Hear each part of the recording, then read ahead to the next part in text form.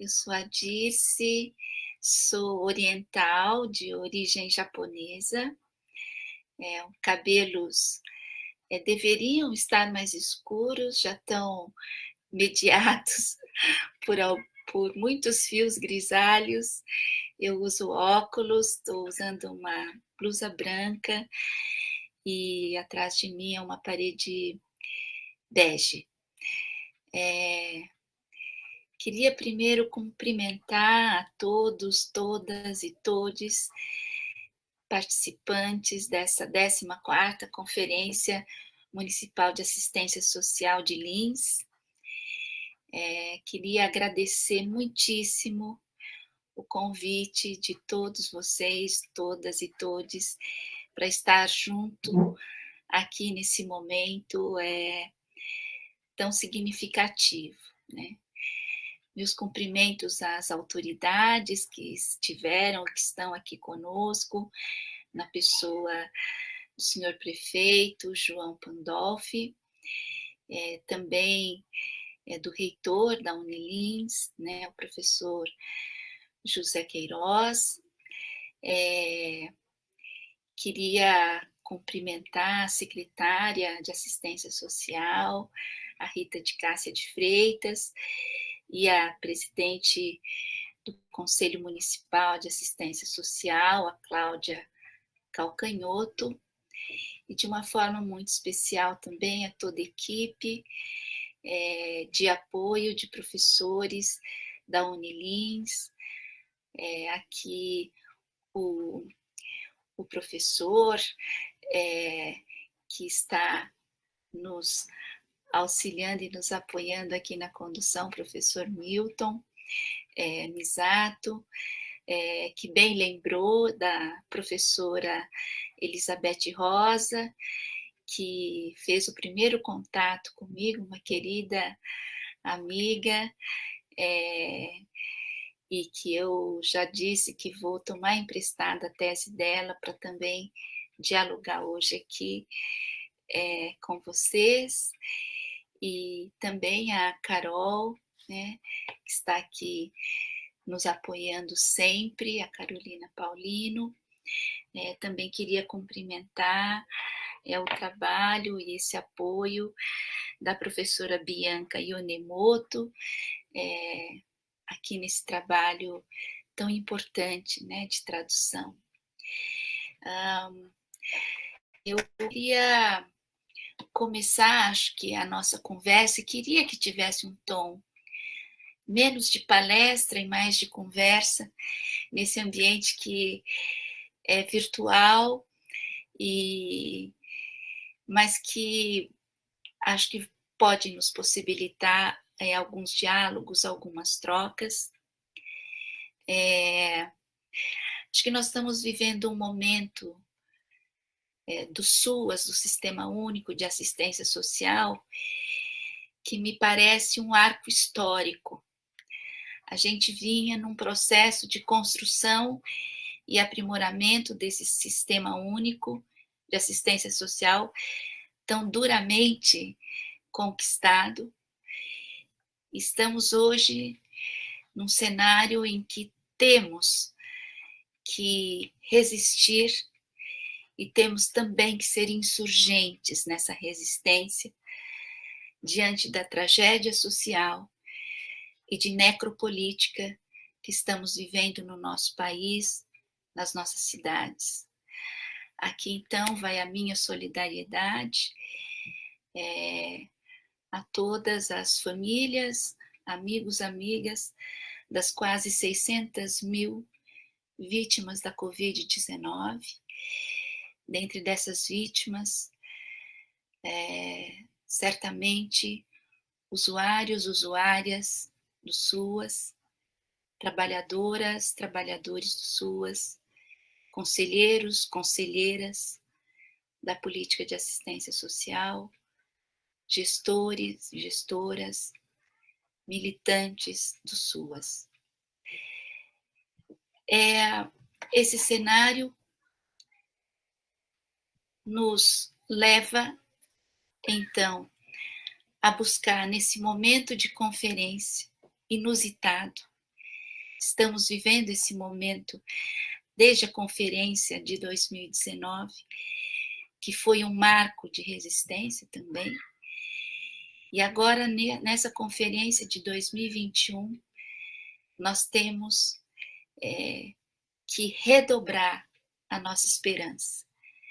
E acho que não há como redobrar se não estivermos juntos, como aqui e agora, né? É buscar força para continuar na luta. E por isso que na proposta de uma palestra dialogada, eu vou fazer uso de algumas narrativas cruzadas com algumas trajetórias de vida que possam nos inspirar e nos dar força. Quando a gente olha para o tema da primeira conferência de assistência social de 1995, o tema era justamente assistência social, direito do cidadão e responsabilidade do Estado. Estamos aqui na 12ª Conferência Nacional, 14ª Conferência Municipal de Lins, com o tema Direito do Povo e Responsabilidade do Estado. E a indicação é: vamos centrar nos usuários e usuárias do SUAS e sua realidade viva.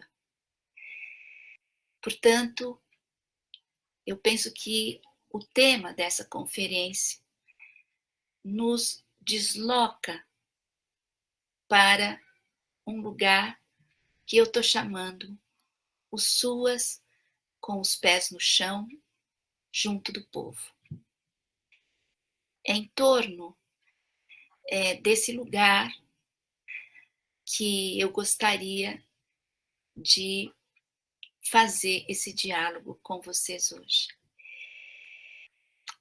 Para começar, então, eu acho que hoje nós estamos vivendo um momento em que, por mais difícil que seja o cenário que temos que encarar de frente, nós temos que, nesse cenário, lembrar que nós temos legados, heranças, rugosidades, como nos ensina o professor Milton Santos, que marcam a história de um povo, de uma política pública, de uma profissão, de uma cidade.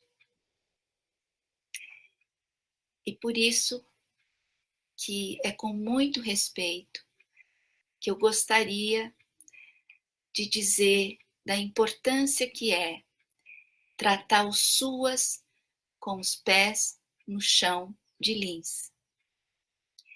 Lins, que tem um legado fundamental para o serviço social brasileiro, para a formação de trabalhadores e trabalhadoras, portanto, da política de assistência social.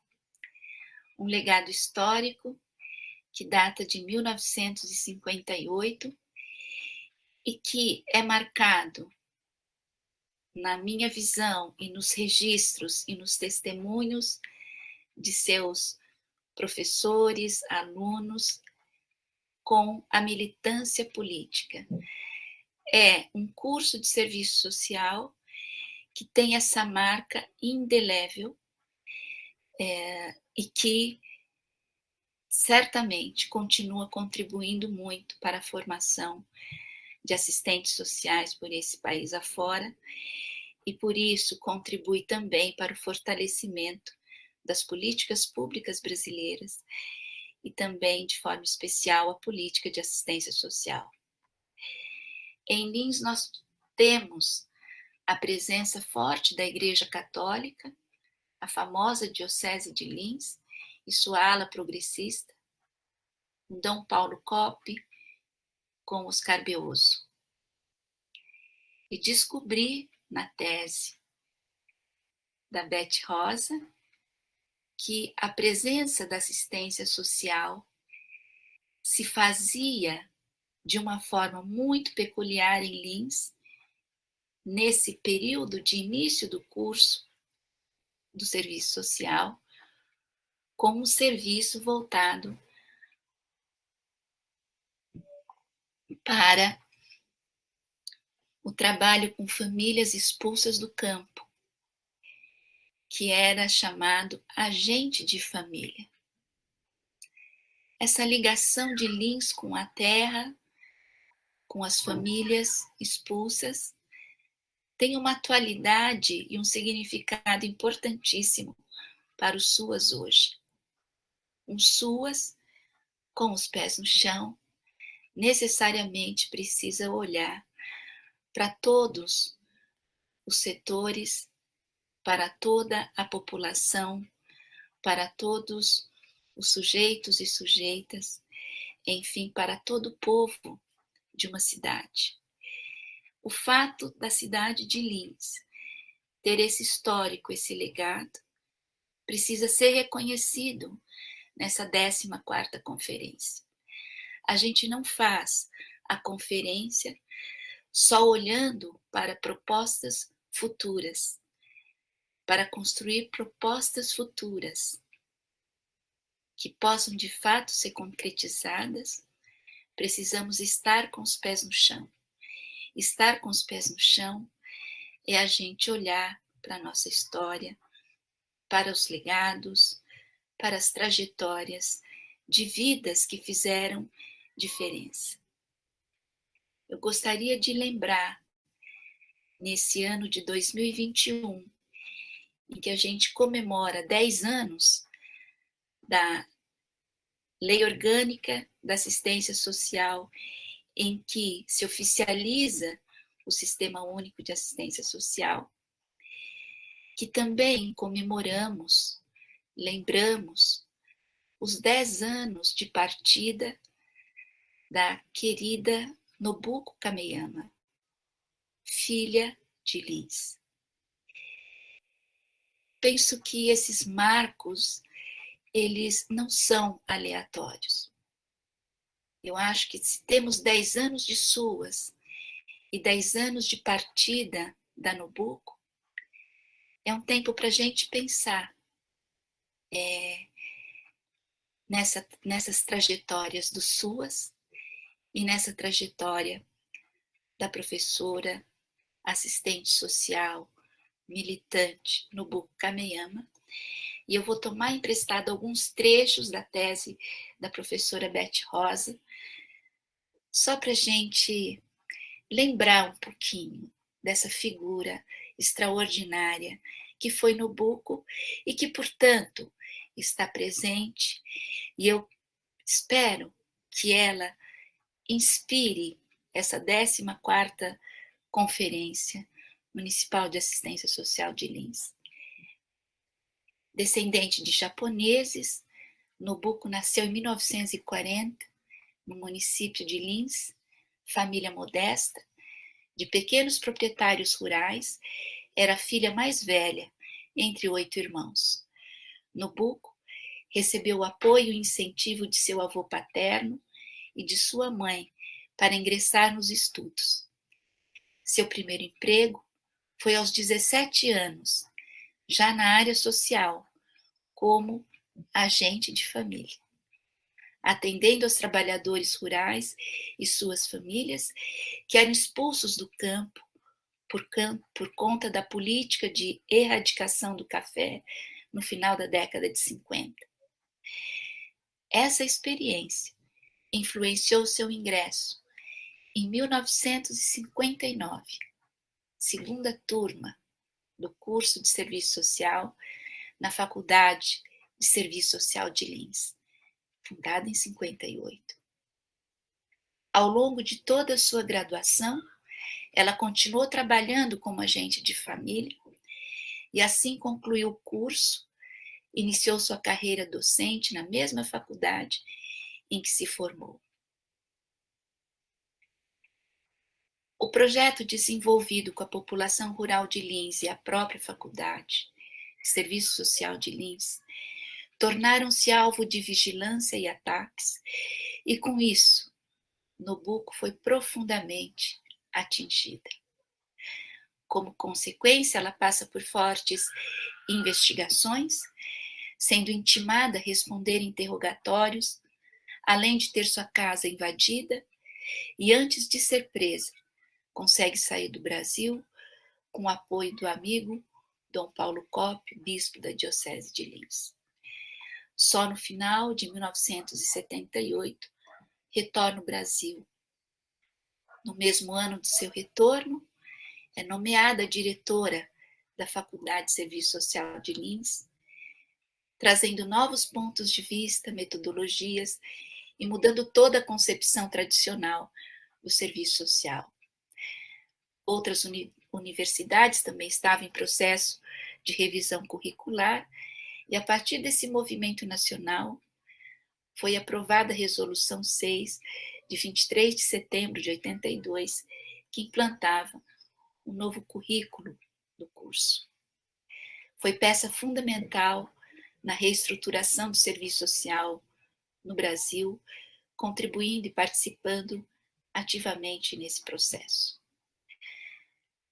Nabuco enxergava a prática do serviço social intimamente relacionada com a militância política e o assistente social comprometido com a classe trabalhadora. Em um texto de 1981, na revista Serviço Social e Sociedade, eu vou citar aqui uma narrativa da Nabuco. A prática profissional torna-se subsidiária da prática política, quer seja na perspectiva de manter o status quo, quer seja na perspectiva de transformação da realidade. No que diz respeito à prática transformadora, em particular do serviço social, ela precisa ser crítica, consciente e participadora, baseada no conhecimento da realidade. E eu quero frisar esse conhecimento da realidade. Acho que aqui no book, em 1981, já deixava essa marca e esse alerta de que, se quisermos uma prática transformadora, nós precisamos nos basear no conhecimento da realidade. Precisamos estar com os pés no chão.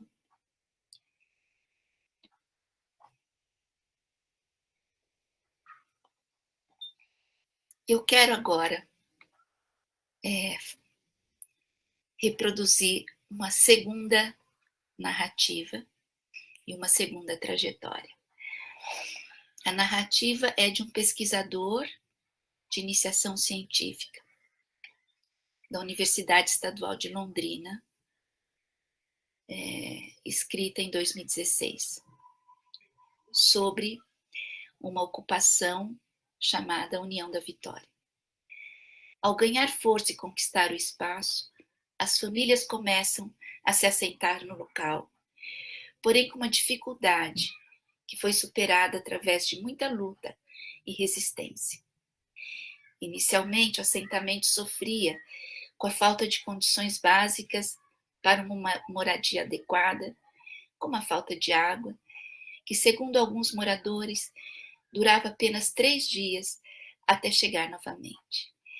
E também a existência de mais de 100 crianças dentro do assentamento que vivem em condições insalubres e inadequadas, estando vulneráveis às doenças, contaminações e violência. Sobre essa forma, o bairro foi crescendo e se estruturando através da resistência dos moradores, que em nenhum momento deixaram a luta de lado. Esse pesquisador, ele é filho de uma mãe solo, nascido numa cidade do Mato Grosso do Sul, em um contexto de muita pobreza. E por isso, alguns parentes igualmente pobres foram até essa cidade, no Mato Grosso do Sul, e o trouxeram para Curitiba, para que ele pudesse, ainda bem pequeno, ser abrigado num abrigo de crianças e adolescentes. onde ele vai ficar até os 18 anos. Com 18 anos, ele não tinha mais para onde ir, seus vínculos familiares já estavam rompidos, o abrigo não o aceitava mais, além dessa idade, e lhe resta as ruas de Curitiba. Das ruas de Curitiba ele vai para a estrada, da estrada ele chega em Londrina. Em Londrina, ele vai para as ruas de Londrina, da cidade, e se envolve com o mundo do crime, que foi o único que o acolheu na rua. Envolvido com o mundo do crime, ele é preso e no presídio, pelo seu gosto pela leitura e pelo seu interesse em estudar, ele consegue passar no vestibular da UEL em serviço social. E é na UEL, então, nesse momento, em 2016, que ele participa como pesquisador de iniciação científica. Não foi uma trajetória fácil para ele na universidade, em que ele sofria bullying de colegas, estudantes e também professores, porque ele ia na universidade com uma tornozeleira eletrônica. No dia que eu conheci o Everton, ele estava muito nervoso para apresentar esse trabalho que eu li para vocês. Eu dizia para ele: fica tranquilo, porque só você sabe melhor do que ninguém sobre essa realidade que você pesquisou. Ele falou: eu sei, professora, e apontou para a tornozeleira eletrônica e disse para mim: isso aqui é muito difícil. E daí eu comecei a entender o drama desse jovem pesquisador, futuro assistente social. Graças às leituras e à frequência no curso, esse pesquisador ele ganha liberdade condicional, mas a liberdade condicional chegou a um ponto insuportável e ele foge. Ele foge, vai para Foz do Iguaçu, novamente ele volta para o mundo do crime e novamente ele é preso e hoje esse pesquisador, quase assistente social, continua na prisão. Essa trajetória desse pesquisador, desse futuro assistente social que foi brutalmente rompida, mas que veio sistematicamente sendo quebrada por uma série de situações. Esse contexto nos faz pensar onde é que a política pública falhou.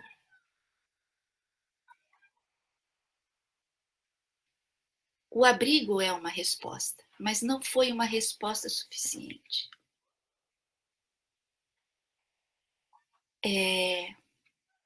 E aí a tendência da sociedade, e muitas vezes da política pública, é culpar a família, é culpar a mãe pobre. Por que que para o Estado, por que que para a política pública é mais fácil culpar a família pobre? Porque uma das minhas hipóteses é que o Estado e as políticas públicas, elas pensam suas respostas a partir da sua institucionalidade e não da dinâmica da realidade. E, portanto, eles determinam que um abrigo é só para os 18 anos e ponto final. A partir dos 18, que outra política ou que outra ação possa suprir aquela demanda.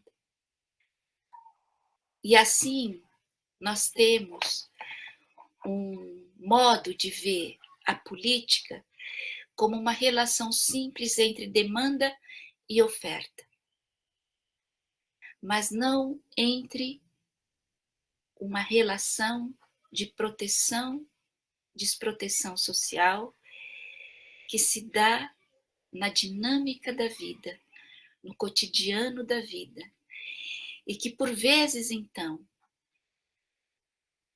a forma como a política trabalha não dá conta dessa dinâmica e, portanto, suas respostas se tornam insuficientes diante da complexidade, da diversidade que é a realidade.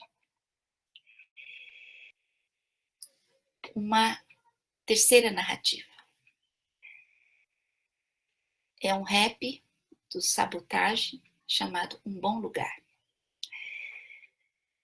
Diz a música: do ano 2000 para frente, homens do passado pensando no futuro, vivendo no presente. Há 3 tipos de gente: os que imaginam o que acontece, os que não sabem o que acontece e nós que faz acontecer. O bolo, o glacê, unidos a gente fica em pé, dividido a gente cai. Sabotagem nasceu com o nome Mauro Mateus dos Santos, na zona sul de São Paulo, na favela do Canão, em 1973. E ali viveu a infância e boa parte da adolescência. Aos 15 anos, ele conheceu o pai, vulgo Julião Carroceiro, que às vezes aparecia bêbado.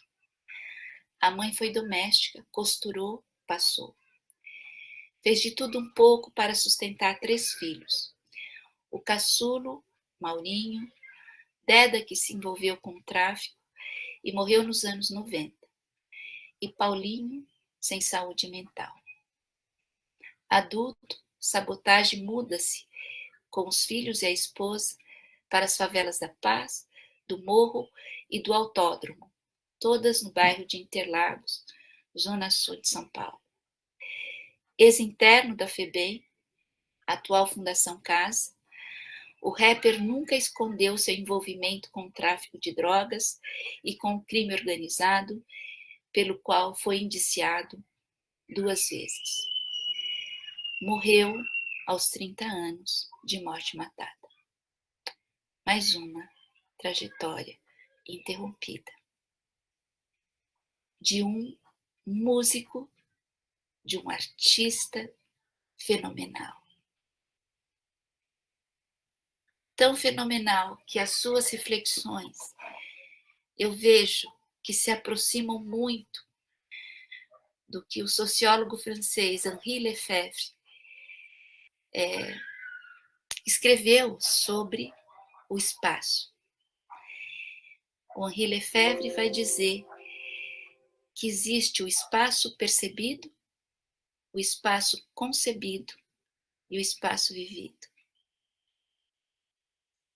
Para mim, muito próximo do rap de Sabotagem, dizendo que há 3 tipos de gente: os que imaginam o que acontece, os que não sabem o que acontece, e nós que faz acontecer. Sabedoria de um jovem que morreu aos 30 anos. A Aldaís Sposati costuma dizer que toda vez que a gente perde um jovem, uma criança, de uma morte ou por uma morte evitável, nós como sociedade, nós como Estado, estamos cometendo um homicídio de potência. Para além da Covid-19, nós estamos hoje continuando a cometer homicídios de potência. Ao não dar conta, ao Estado não dar conta de evitar mortes, trajetórias quebradas, como diz o sociólogo Tiara Ajuda Andréa, nós estamos impedindo que o nosso país, que as nossas cidades, que as nossas famílias desenvolvam suas potências para a vida. E penso que essas narrativas e essas trajetórias, desde Nabucco, do pesquisador, quase assistente social, e do sabotagem, vão nos dizer o quanto as narrativas que eles produzem, na verdade, escondem ou nós não conseguimos medir ou não conseguimos reconhecer o tanto de experiência, de vivência que estão embutidas nessas trajetórias, nessas narrativas. O Boaventura de Souza Santos, ele defende duas sociologias: a sociologia das ausências e a sociologia das emergências.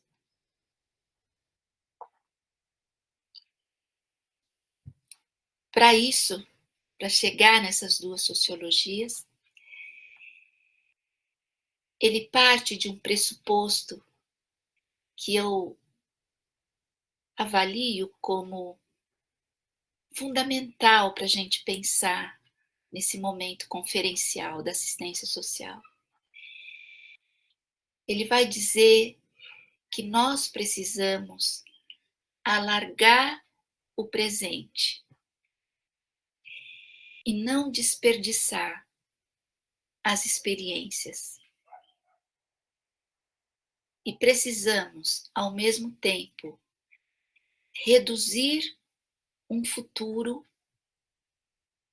que é linear diante da desesperança.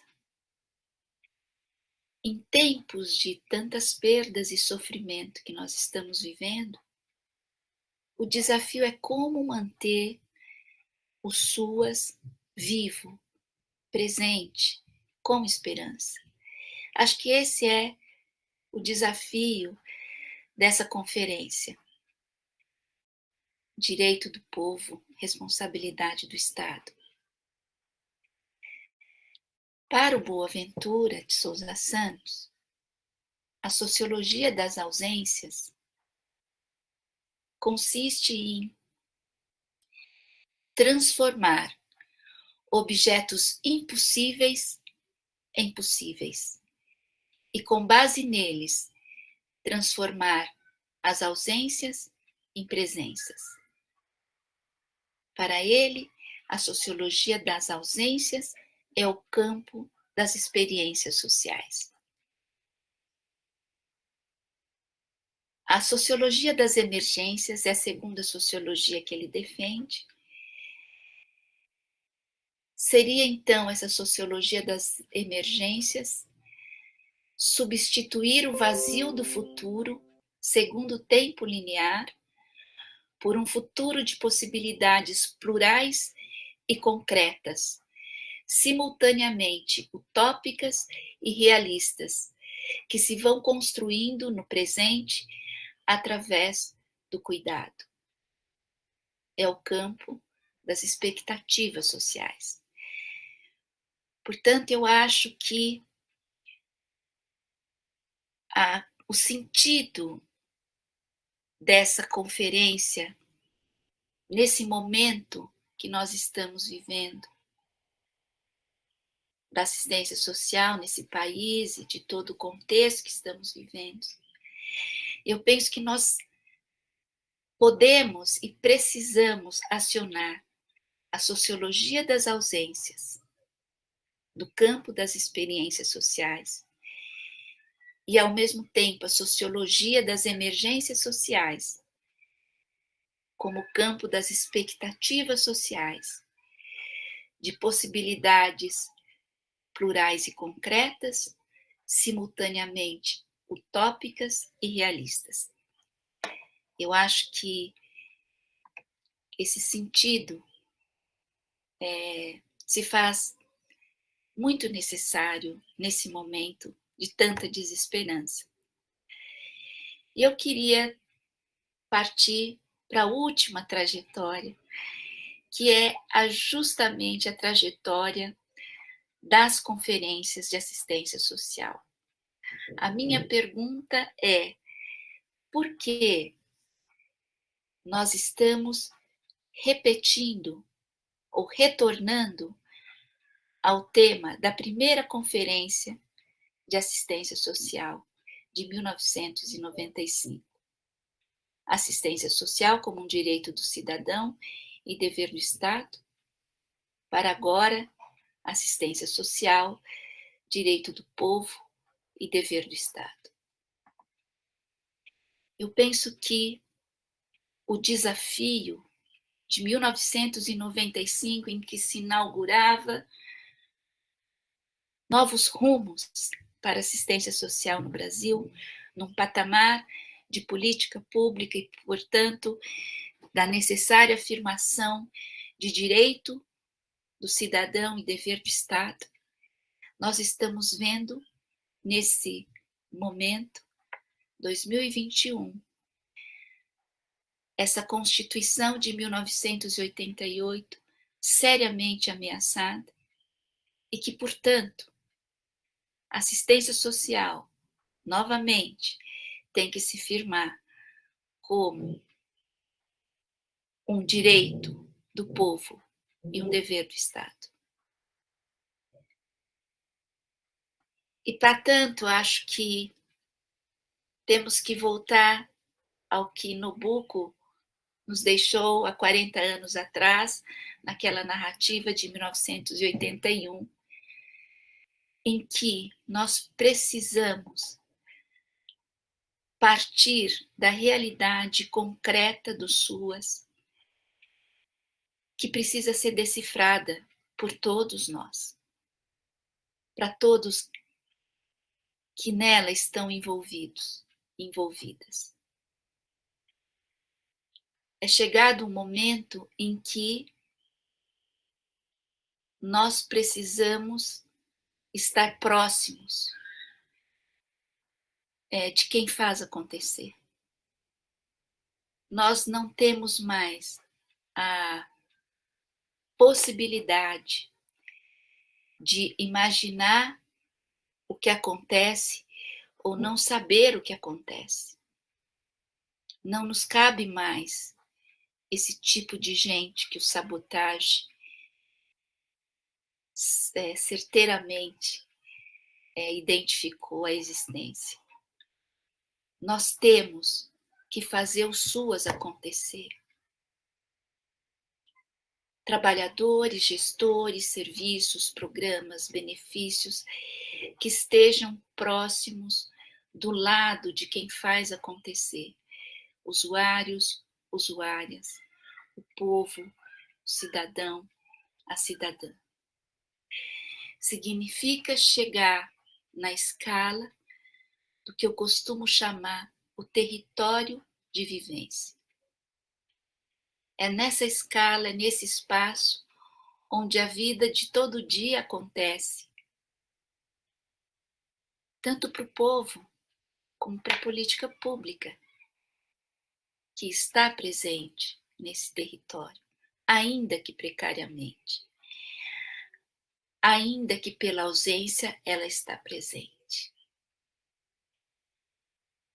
O trabalhador, a trabalhadora do SUAS, também e cada vez mais faz parte desse povo, desse cotidiano,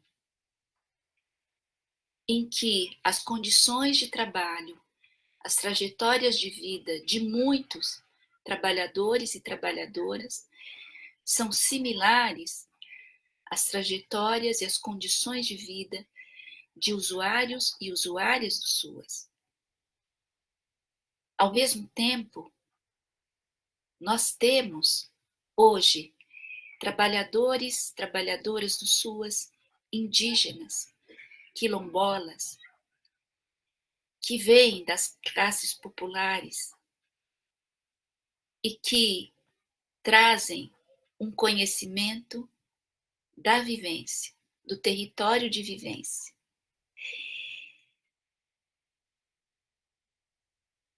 Portanto, o povo não é o outro. Eu penso que nesse lema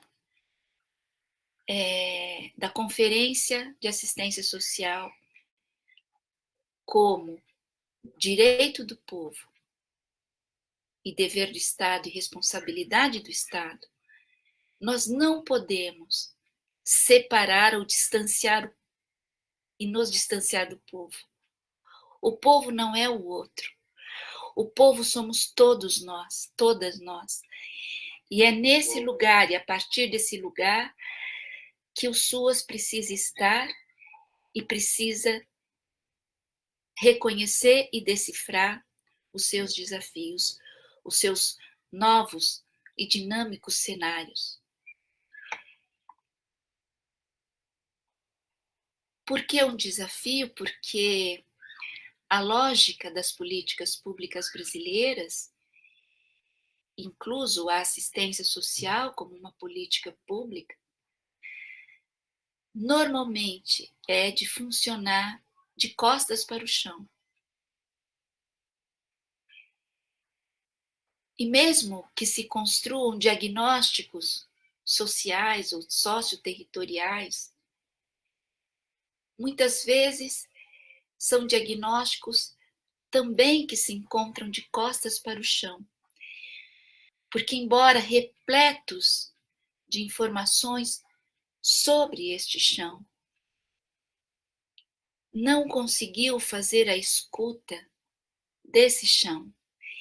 E, portanto, este chão, ele continua sendo um lugar de chegada da política pública, de chegada dos serviços, de chegada dos programas, dos projetos, dos benefícios socioassistenciais, mas não o ponto de partida para saber como a proteção social, das demandas de desproteção social, podem ser, de fato, desenvolvidas a partir dessa realidade, com a participação daqueles que vivenciam essas demandas.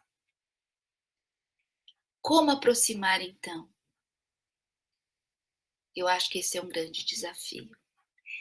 Como aproximar os territórios da gestão com os territórios desse chão, que na verdade é o chão da viração. A gestão, ela é altamente, como deve ser toda política pública, é uma gestão altamente burocrática, institucional, formal, legal. O campo da viração, o campo do chão, também tem suas institucionalidades, suas formalidades, mas também tem suas ilegalidades, suas informalidades. E tem também os ilícitos. Nós não admitimos na política pública o convívio com o ilegal, com o informal e com o ilícito.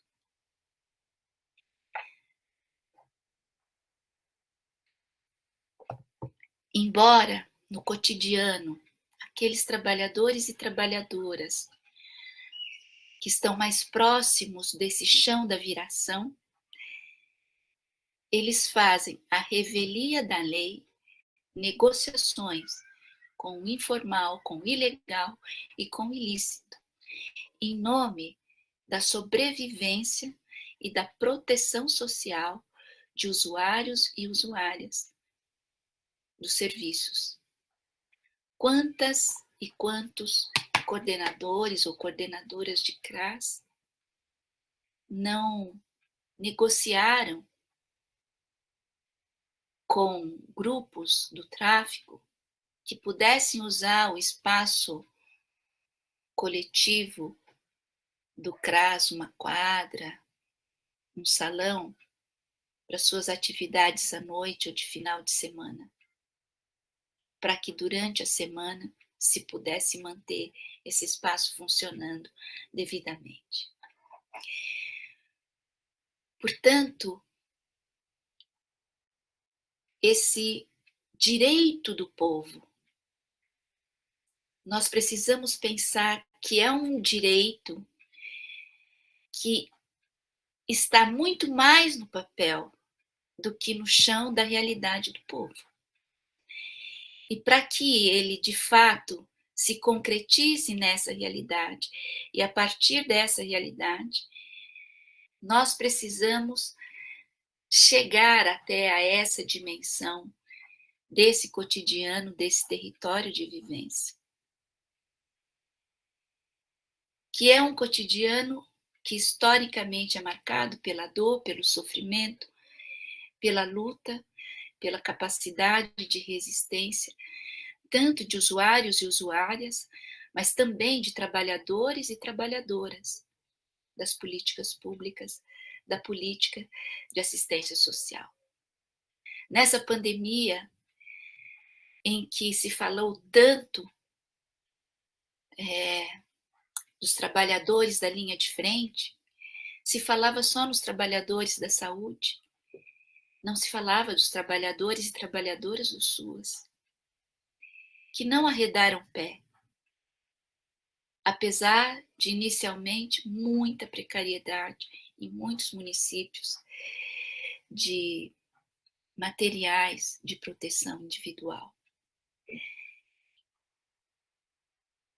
A essa forma de estar no cotidiano, apesar da precariedade, apesar das condições de vida tão limitadoras, um líder comunitário chamado Mestre Soró, da Zona Norte de São Paulo, ele denominou esse jeito de ser, de sevirologia. Ele dizia o seguinte: se tem, a gente faz, se não tem, a gente faz do mesmo jeito. Essa sevirologia, que é construída diante das adversidades da vida pela população nos territórios, também passa a ser uma realidade também de trabalhadores e trabalhadoras do SUAS, diante de tudo que já foi dito aqui, da ausência de recursos, dos cortes, da emenda constitucional 95 de 2016, que congelou o orçamento, dos constantes cortes no orçamento da assistência social.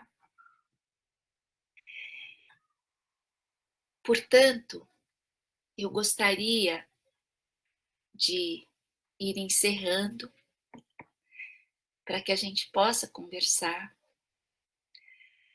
de que a assistência social, direito do povo e dever do Estado, o financiamento público, para enfrentar as desigualdades e garantir a proteção social, precisa acontecer, primeiro, com vida,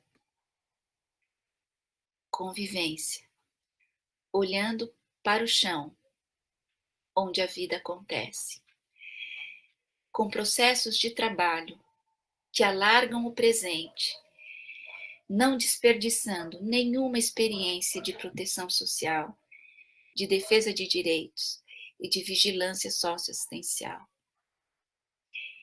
E terceiro, com processos de educação permanente, que sejam capazes de contrair o futuro para construir novos conhecimentos com os pés no chão, sem perder a esperança de um SUAS forte, resistente, unido, do lado do povo. pois do ano 2000 para frente, homens do passado, pensando no futuro, vivendo no presente, há 3 tipos de gente: os que imaginam o que acontece, os que não sabem o que acontece, e nós que faz acontecer. O bolo, Guacê, unidos, a gente fica em pé, dividido, a gente cai. Muito obrigada.